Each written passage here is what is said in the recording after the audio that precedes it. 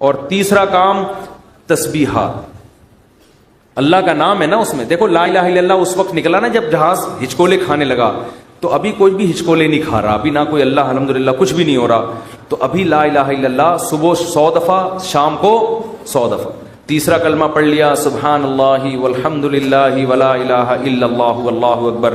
یہ تیسرا کلمہ اللہ کو اتنا محبوب ہے, حدیث میں آتا ہے سورج جن چیزوں پہ طلوع ہوتا ہے, جتنی چیزیں ہیں ان سے زیادہ محبوب اللہ کو یہ کلمہ ہے. تو صبح 100 دفعہ تسبیح ہاتھ میں رکھنے سے فائدہ یہ ہوتا ہے کہ یاد رہتا ہے انسان. آج کل تو بڑی خوبصورت تسبیحات آ رہی ہیں, بڑی ٹیکنیک, ان کو دیکھ کے انسان کا تسبیح پڑھنے کا دل چاہتا ہے, اور اس میں دھوکے بھی ہوتے ہیں. میں نے منگوایا تھا انٹرنیٹ پہ نا, تو ڈبہ آ گیا تھا اس میں تسبیح نہیں تھی. یہ بھی ہو رہا ہے, خالی ڈبہ.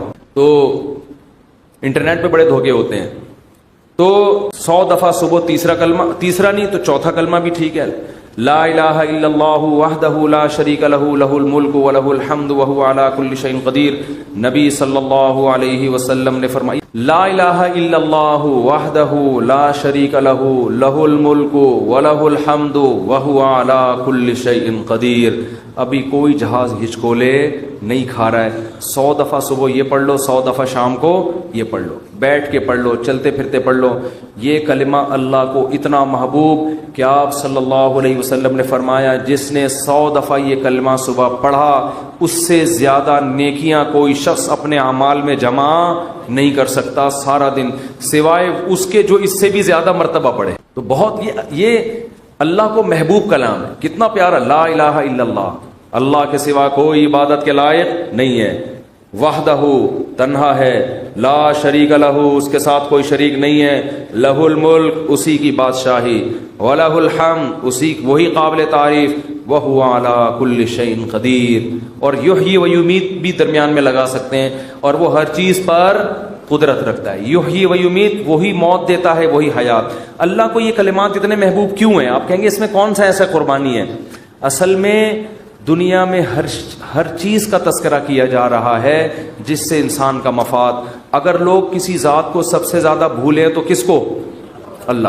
جو چیز مارکیٹ میں شارٹ ہوتی ہے اس کی ویلیو بڑھتی ہے. اللہ کو پتہ ہے کہ دنیا میں امریکہ کا نام لینے والے بہت, پیسہ کا نام لینے والے بہت, عزت شہرت کے بھوکے بہت, اللہ کا نام لینے والے مارکیٹ میں شارٹ. اور اگر اللہ کا نام لے بھی رہے ہیں تو اپنے فائدے کے لیے. آپ نے صرف اللہ کو راضی کرنے کے لیے ان تسبیحات کی پابندی کرنی. حدیث میں آتا ہے, بخاری کی حدیث ہے, کلیمتان خفیفتان علی اللسان ثقیلتان فی المیزان حبیبتان الی الرحمن. کیا خوبصورت کلام ہے. فرمائے 2 کلمے ایسے ہیں زبان پہ بہت ہلکے, ترازو میں بہت بھاری, اور الرحمن کو بہت محبوب. وہ فرمایا سبحان اللہ و بحمدہ سبحان اللہ العظیم. تو چلتے پھرتے انسان یہ پڑھ لیا کرے, اور کوئی مقصد نہ ہو کہ میں یہ وظیفہ پڑھوں گا تو میری شادی ہو جائے گی, میرے بچے ہو جائیں گے, اور وہ ماموں نہیں مجھے کہیں گے ان کے بچے. یہ چکروں میں نہ پڑھیں. اللہ کو, اللہ کا نام لیں اللہ کو خوش کرنے کے لیے. اللہ کو اللہ کا نام لینے والے لوگ پسند ہیں. اور میں گارنٹی کے ساتھ لکھ کے دے دوں آپ کو, اس سے جو دل میں سکون ملے گا وہ سکون آپ کو کسی نفسیاتی ڈاکٹر کی کاؤنسلنگ سے اور کسی سائیکولوجسٹ کی کاؤنسلنگ سے نہیں ملے گا. آپ کو ایسا سکون ملے گا. آپ یہ پابندی تو کریں لیکن سکون کے چکر میں نہیں کریں, یہ پھر نہیں ملے گا سکون. اگر آپ نے ٹرائی کیا نا کہ میں اللہ کا نام لے کے دیکھتا ہوں سکون ملنا ہے کہ نہیں ملنا, پھر نہیں ملے گا. یہ تو ایک ویسے ہی اللہ کی طرف سے سہولت ہے. تو روزانہ خواتین بھی مرد بھی صبح شام کم سے کم 100 مرتبہ تیسرا یا چوتھا کلمہ صبح اور 100 مرتبہ. یہ میں بہت ہلکا پیکج دے رہا ہوں, اس سے آگے تو پھر یہ تو کم سے کم ہے.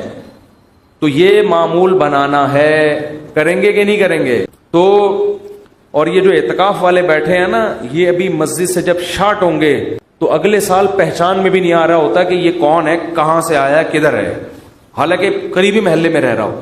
ایسا نماز سے بھاگتے ہیں جیسے ان کو احساس ہو گیا کہ ہم نے جو 10 دن مسجد میں نماز پڑھی تھی وہ صحیح کام نہیں کیا تھا ہم نے, تبھی تو ایسا بھاگا ہے کہ مارکیٹ سے بالکل ہی شارٹ ہو گیا. بعض دفعہ کوئی کام کر کے دیکھتا ہے انسان تو کہتا ہے ٹرائی کیا مزہ نہیں آیا, اب نہیں آنا. ایسا نہ کرو میرے بھائی. آپ کو 10 دن اللہ نے مسجد میں بٹھایا, آپ نے تکبیر اولیٰ سے نماز پڑھی, تراویح پڑھی, تو اب آپ کو اس کم از کم نماز ہی کو کنٹرول کر لو پورے سال. اکثر گناہگاروں کو توبہ اعتکاف میں نصیب ہوتی ہے، اکثر لوگ میں نے دیکھے. تو آپ اس توبہ پر قائم رہیں، مسجد سے تعلق بولو بھائی برقرار رکھیں، اور قرآن کی روزانہ تلاوت کا معمول ہو، اور ذکر کا معمول، دعا کا معمول. یہ 3 معمول گھروں میں پابندی سے بنانے، مردوں نے بھی اور خواتین کے جو ایام ہوتے ہیں جن میں وہ مینسز سے ہوتی ہیں، اس میں صرف تلاوت نہیں کر سکتی، وہ دعا بھی مانگ سکتی ہیں اور تسبیحات. اس تسبیح میں 10 دفعہ درود شریف اور استغفار کا بھی اضافہ کر لیں. جب 100 دفعہ تیسرا کلمہ ہوگا نا، اس سے پہلے 10 دفعہ درود شریف اور 10 دفعہ استغفار. تو یہ معمول بنائیں، اس سے انشاءاللہ سکون ملے گا. قرآن کہتے ہیں الا بذکر اللہ تطمئن القلوب، اللہ فرماتے ہیں اللہ کے ذکر سے دلوں کو سکون ملتا ہے. ہمارے حضرت کیا فرمایا کرتے تھے کہ جب بیٹھو تو 10 دفعہ استغفار، گناہوں کی معافی، 10 دفعہ درود شریف. پھر کیا کرنا ہے، یہ بہت اہم اس میں سبق ہے، اس لیے میں یہ بتا رہا ہوں کہ کیا یہ ہمیں نصیحت کرتے تھے. پھر کیا کرنا ہے، یہ مراقبہ کرنا ہے کہ جب تک کسی باغیچے سے جھاڑیوں کو صاف نہ کیا جائے، پھول بوٹے اس میں پیدا نہیں ہوتے. تو جب تک دل میں دنیا کے جو گٹر اور دنیا کے محبت کے جو گٹر ابل رہے، اس کو گٹر ہی کہا کرو. دنیا مردار کی محبت کی کیا یہ گٹر ہے، دنیا مردار کی محبت کے گٹر یہ جب تک بند نہیں ہوں گے، اللہ کی محبت کے چشمے نہیں پھوٹیں گے. ایک ہی سوراخ سے گٹر کا پانی بھی نکل رہا ہو اور چشمہ بھی نکل رہا ہو، کبھی دیکھا آپ نے؟ بولو نا کیا ہو گیا بھائی.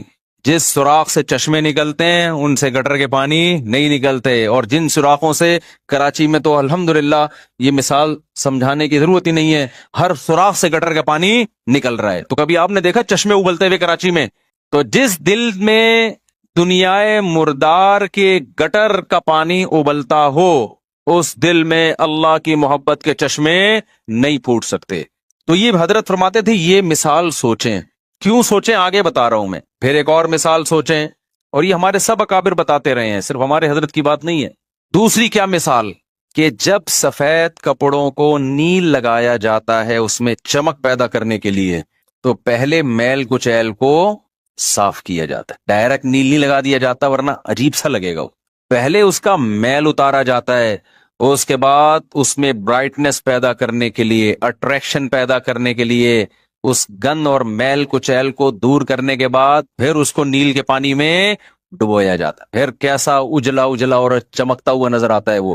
تو جب تک دل میں اللہ کے غیر کی محبت کا گند صاف نہیں ہوگا، اللہ کی محبت کے نیل سے دل چمکدار نہیں ہوگا. یہاں تک کھوپڑی شریف میں بات آ گئی ہوگی میرا خیال ہے.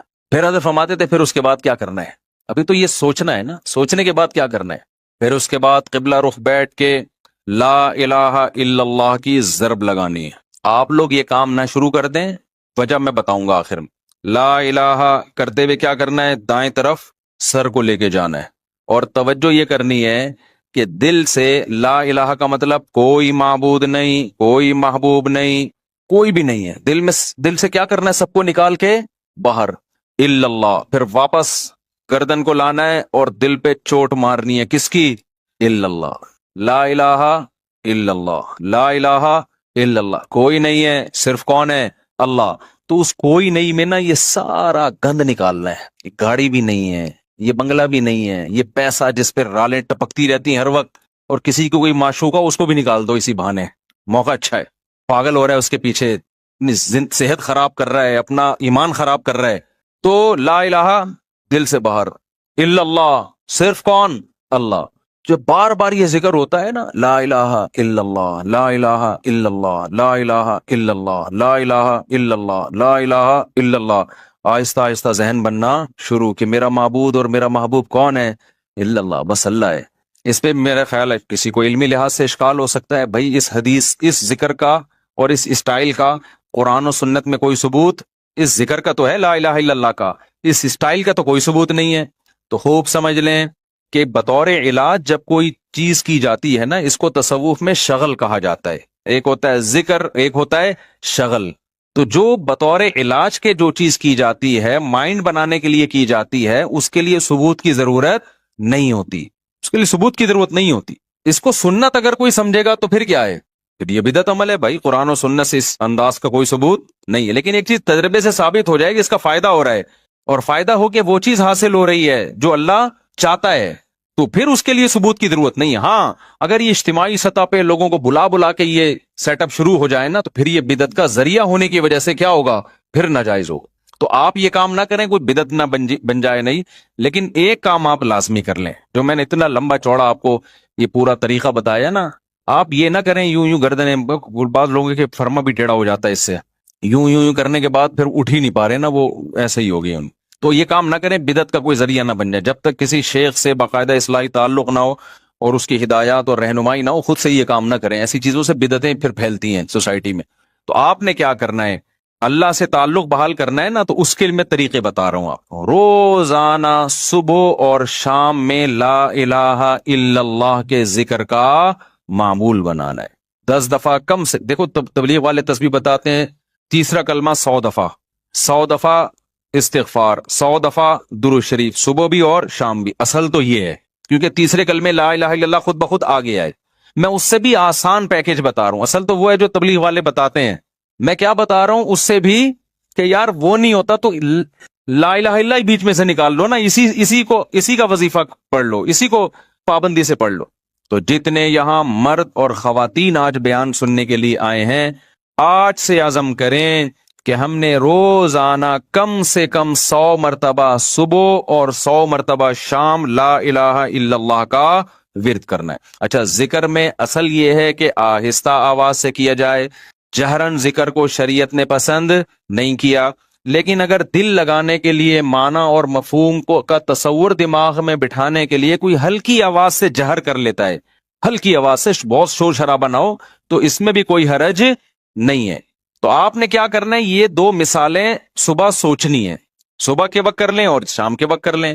بیٹھیں قبلہ رخ ہو کے، 10 دفعہ استغفار اپنے گناہوں کو یاد کر کے، 10 دفعہ درود شریف پڑھ لیا. اس کے بعد ہلکی آواز میں لا الہ، مزے لے کے ذکر کرنا ہے، ترخانہ نہیں ہے.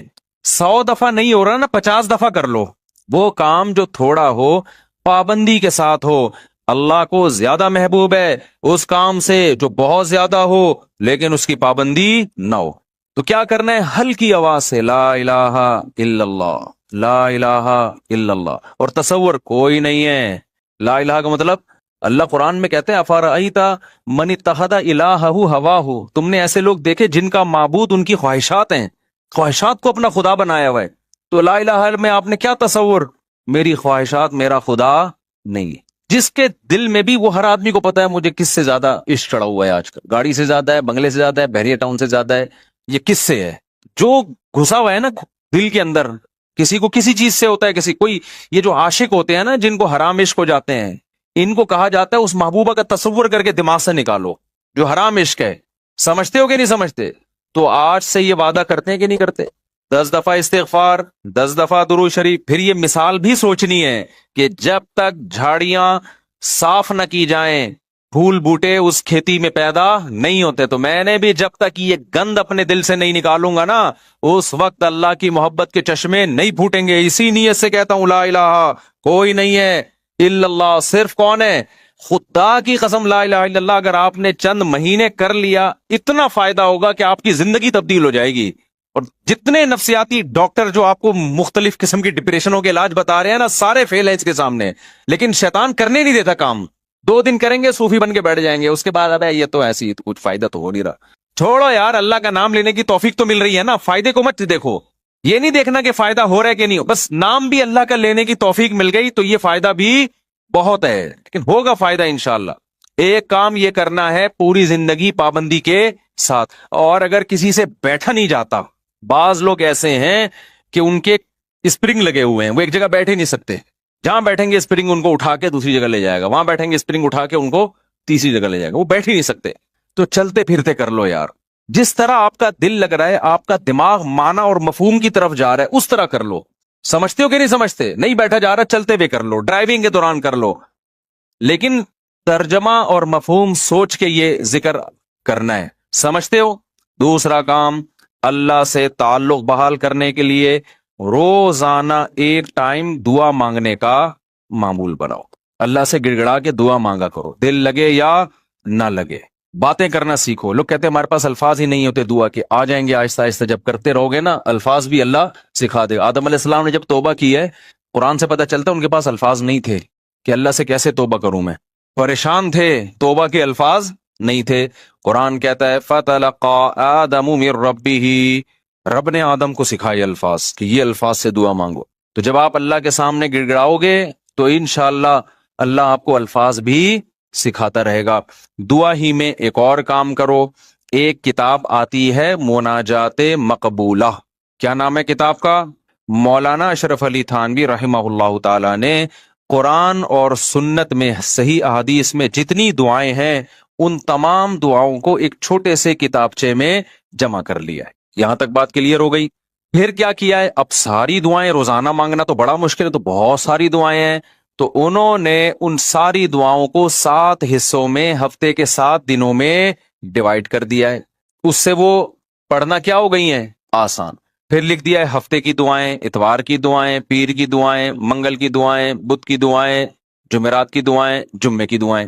تو جہاں جمعے کی دعائیں سٹاپ ہو رہی ہے وہیں سٹاپ کر دو، کیونکہ اب جو مناجات مقبولہ مل رہی ہے اس میں پھر لوگوں نے اپنی گریبیاں بھی بہت آگے لگا دی ہیں۔ تو آپ نے یہاں، میرا خیال ہے میں نے ساتھیوں سے کہا تھا رکھوائیں مناجات مقبولہ، کیونکہ بزنس نہیں ہے، پتہ چلا مجھ سے صاحب منجن بیچ رہے ہیں اپنی کتابیں بیچ کے بغیر پروفٹ کے، یہاں میرا خیال ہے مل جائیں گے ہے۔ تو میں نے بولا تھا سب کے لیے لے کر آؤ، بس یہ تو اللہ ان سب کو ہدایت دے۔ کل سے میں چیخ رہا ہوں کہ لوگ زیادہ ہوں گے، مناجات مقبولہ بہت زیادہ تعداد میں ہونی چاہیے تاکہ سب لوگ خریدیں۔ جی چلیں، آپ یہاں 150 ہوں گے اعتکاف والوں کے لیے، لیکن کسی کو فری پھوکٹ میں نہیں دینا ہے۔ فری والا کام ہمیشہ اس کا کوئی فائدہ نہیں ہوتا، پیسے خرچ کر کے لینی ہے، کوئی پروفٹ نہیں ہے۔ باقی لوگ بنوری ٹاؤن سے بھی ملتی ہے، ہر جگہ سے مل جاتی ہے، ٹھیک ہے نا۔ وہ کتاب خواتین بھی رکھیں، مرد حضرات بھی گھر میں رکھیں، اس سے فائدہ کیا ہوگا؟ ویسے الگ سے بھی دعا ہاتھ اٹھا کے اخپل طریقے سے مانگیں، رٹے رٹائے الفاظ نہ ہو، آپ کے اپنے الفاظ ہوں، اور دوسرا اس دعا کو بھی روزانہ پڑھنے کا معمول بنائیں۔ اس سے فائدہ کیا ہوگا؟ اس میں قرآن و سنت کی جتنی دعائیں، پیغمبروں کی دعائیں ہیں، اللہ نے جو دعائیں ہمیں خود سکھائی ہیں، وہ ساری ایک ہفتے میں آپ مانگ لو گے۔ تو یہ کوئی کم فضیلت ہے؟ بہت بڑی فضیلت ہے۔ اور پھر ایک اور خاندانی فائدہ ہوگا، جب آپ وہ پابندی سے پڑھنے کا معمول بناؤ گے نا، تو 6-7 مہینے، سال کے بعد جا کے وہ ساری دعائیں آپ کو یاد ہونا شروع ہو جائیں۔ ایک وقت آئے گا آپ کے سینے میں دعاؤں کا بہت بڑا ذخیرہ ہوگا۔ تو معمول بناؤ گے کہ نہیں بناؤ گے؟ مناجات مقبولہ خریدیں۔ اس کا یہ مطلب نہیں کہ الگ سے دعائیں نہیں، وہ الگ سے مانگنی ہے۔ کتنے کام ہو گئے؟ 3 کام۔ چوتھا کام دعا، وہ تو میں پہلے بتا چکا ہوں، یہ تیسرے کام میں آ گیا۔ چوتھا کام آپ نے کیا کرنا ہے؟ روزانہ کم سے کم 1 پارے کی تلاوت کرنی ہے۔ موبائل سے جان چھوٹے گی نا، لوگ کہتے ہیں پھر بھائی سارا دن موبائل میں رگے رہتے ہیں، تو موبائل نہیں ہو تو کیا کریں؟ تو یہ کام کریں گے تو پھر تھوڑا بہت موبائل کے لیے وقت بھی آپ کو مل جائے گا۔ تو پہلے اپنے آپ کو اچھے کام میں بزی تو کریں نا۔ تو کیا کرنا ہے؟ روزانہ 1 پارہ قرآن کی تلاوت۔ اگر آپ اٹک کے پڑھتے ہیں، 1 پارہ پڑھنا بہت مشکل ہے، تو ٹائم کر لیں آپ کہ میں روزانہ آدھا گھنٹہ قرآن مجید کی تلاوت کروں گا۔ یہ بھی مشکل لگ رہا ہے تو زیادہ فنٹر بننے کی ضرورت نہیں ہے، آپ کہیں 25 منٹ کروں گا۔ یہ بھی مشکل لگ رہا ہے تو کوئی بات نہیں، 20 منٹ پہ لے آئیں۔ یہ بھی مشکل لگ رہا ہے 15 منٹ پہ لے آئیں۔ یہ بھی مشکل لگ رہا ہے آپ بولیں صرف 10 منٹ میں تلاوت کروں گا۔ کوئی ٹینشن کی زیادہ کے چکر میں نہ پڑیں۔ شیطان کیا کہتا ہے؟ تو بہت نیک آدمی، یہ 10 منٹ سے کیا ہوتا ہے؟ سارا مسئلہ یہاں سے خراب ہوتا ہے۔ آپ 10 منٹ بیٹھ جاؤ قرآن لے کے، وہ 10 منٹ جو پابندی کے ساتھ ہو، اس 2-3 گھنٹے کی تلاوت سے بہتر ہے جس میں 2 دن بہت بڑا ولی اللہ بنا ہوا ہے، اس کے بعد مارکیٹ سے شارٹ ہو گیا۔ آئی بات سمجھ میں؟ تو روزانہ کیا کرنا ہے؟ تلاوت کا معمول بنانا ہے۔ کتنے کام ہو گئے؟ 4۔ 5واں کام کیا کرنا ہے آپ نے؟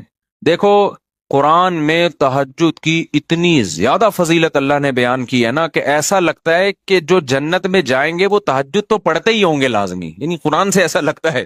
کہیں بھی ایسا نہیں ہے کہ جنتیوں کی صفت بیان کی اور تہجد کا اس میں تذکرہ نہ ہو۔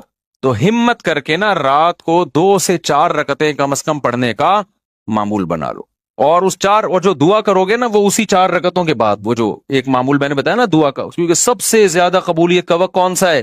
رات کا آخری۔ تو ہماری خواتین کو بھی ان چیزوں کا اہتمام کرنا چاہیے اور ہمارے مردوں کو بھی۔ آپ دیکھنا انشاءاللہ زندگی میں آہستہ آہستہ زبردست تبدیلی آنا شروع ہوگی، سکون آنا شروع ہوگا گھروں میں، اطمینان ایک دم سے نہیں ہو جاتا سب کچھ، تھوڑا سا اللہ سے کنیکشن بحال ہونا شروع ہوگا. اور یہ تو ہے یعنی یہ فرائض واجبات کے بعد کی بات کر رہا ہوں. اور دوسرا جو اللہ کے مخلوق کے حقوق ہیں ان میں سب سے بڑا حق یہ ہے کہ مخلوق پہ پیسہ خرچ کیا جائے. انگریزوں والے اخلاق سے کچھ بھی حاصل نہیں ہوتا، لوگ تعریفیں کر دیتے ہیں بہت اچھے. گورا کیا کرتا ہے، مسکراتا بہت ہے، وہ کبھی غصہ نہیں آئے گا اس کے، اچھی بات ہے، یہ کوئی بری چیز نہیں ہے. روکنا نہیں نکلتا اس کی جیب سے. بات آ رہی ہے سمجھ میں؟ ابے بھائی بس یہ کہہ کے بیان ختم کر رہا ہوں. گورا پتہ ہے کیا ہے، بہت اچھا ہے. کیوں؟ جب آپ سے ملے گا نائس ٹو میٹ یو، آپ سے مل کے مجھے خوشی ہوئی.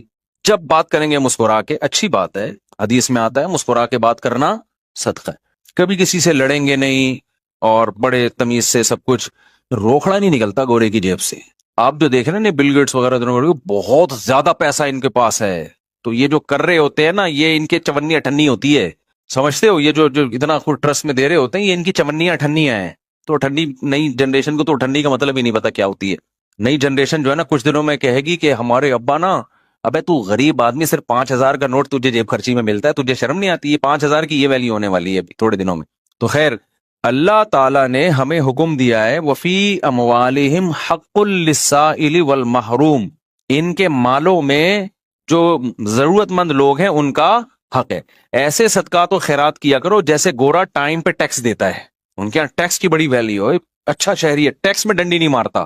ہم ٹیکس بھی دیں گے لیکن ہم اپنے رشتہ داروں پہ، غریبوں پہ، ضرورت مندوں پہ ایسے تجوریوں کا منہ کھولیں گے کہ گویا یہ اللہ کی طرف سے ہم پہ ٹیکس ہے. کنجوسی ختم کرو معاشرے میں. زکوٰۃ دیتے ہوئے جان نکل رہی ہے، حالانکہ کتنی تھوڑی سی زکوٰۃ ہے یار، کتنی تھوڑی سی زکوٰۃ ہے. بیٹیوں کے نام ہو رہا ہے زیور تاکہ زکوٰۃ نہ دینی پڑے. خوشی خوشی دو یار، سال میں ایک دفعہ ایک اسلام کا رکن ادا کرنے کا موقع مل رہا ہے، اس سے بڑھا کے دیا کرو.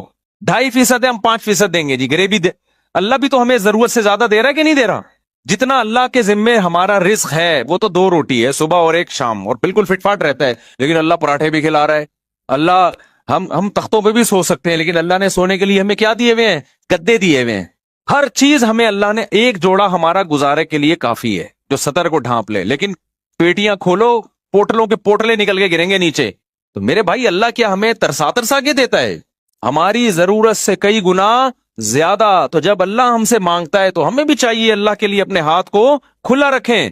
تو جتنے خواتین یہاں بیٹھی بیان سن رہی ہیں، جتنے مرد، ہر مہینے معمول بنائیں کچھ نہ کچھ اماؤنٹ پابندی سے صدقہ کریں گے، اور اپنے بچوں کو سکھائیں. یہ بچوں کو پتہ ہے آج کل کیا سکھایا جا رہا ہے؟ بیٹا پیسہ جو ہے نا اس پہ کبھی کمپرومائز نہیں کرنا.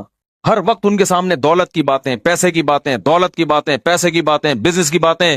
لہذا جس بچے کو جاب نہ ملے وہ کھمبے سے لٹک کے مرتا ہے. پھر وہ بچے کو توکل کی باتیں کرو، بیٹا پیسہ ویسا کچھ نہیں ہوتا، ٹھیک ہے اللہ نے ہمیں بہت دیا لیکن یہ سب کچھ نہیں ہے. اصل عمل ہے. اصل کیا ہے؟ عمل ہے. قارون جب اپنے خزانوں کے ساتھ نکلا تو غریبوں نے کہا پیسہ ہی سب کچھ ہے. اہل علم نے کیا کہا؟ بھائی یہ کچھ بھی نہیں ہے، اصل عمل ہے. یہ اہل علم نے کہا نا، قرآن میں کئی بار میں بتا چکا. تو اپنے بچوں کو سکھاؤ بیٹا پیسے، کسی کی دولت دے کے رالے مت ٹپکانا. اصل کیا ہے؟ عمل ہے.